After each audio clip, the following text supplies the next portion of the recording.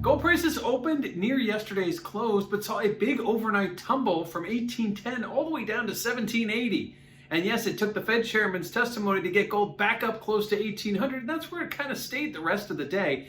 Odd, given the fact that the Fed chairman leaned again into his words from yesterday, talking about keeping the status quo, continuing what the Fed's been doing, going back to the beginning of the pandemic, not changing their path. So they're not going to be letting up on their asset purchases, nor are they going to be raising rates anytime soon. That typically would be a bullish tone or a bullish news alert for gold. We didn't see that today, although it did come off the lows. We didn't see us extend back to where we settled yesterday. Likewise, the dollar, which was declining today, didn't help gold prices either. Yes, we did see that modest bid off the lows after the Fed chair spoke, and the dollar started to sink and gold rallied.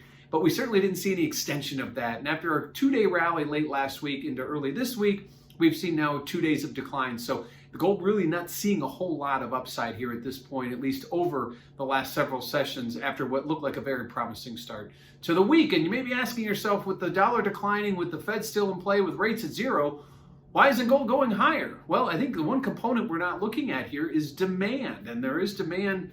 There has been demand for gold in times of inflation, and obviously when stocks are on their high, maybe a way to hedge your portfolio. But in today's world, from the physical uses of gold, jewelry demand has been down. That's hurting gold. You look at the crypto buzz that's been going on, not just Bitcoin, but everything else that's out there, stealing away from some of the allure of gold as stores of value, so very similar to what gold is. That is also taking away from the demand. And then you have to look over at gold's younger brother, silver.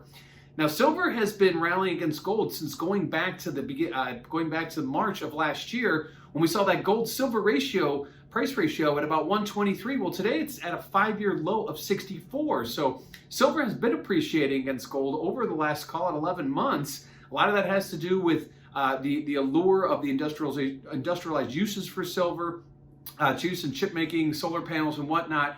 And that has all been really hurting gold prices. We've seen gold decline really over the last 10 months, and that has been probably a lot of it. One of those items probably wouldn't be enough to push gold prices down, but when you combine all three, it certainly has taken its toll. So gold prices, after a bullish start to the week, kind of flat here as the Fed chair ends his testimony. He continues to say what he said yesterday. They're going to continue to keep rates low. They're going to continue to buy asset purchases. They're going to continue to dilute the dollar. But it's not helping gold go higher. And again, it's probably that demand component that we're not watching.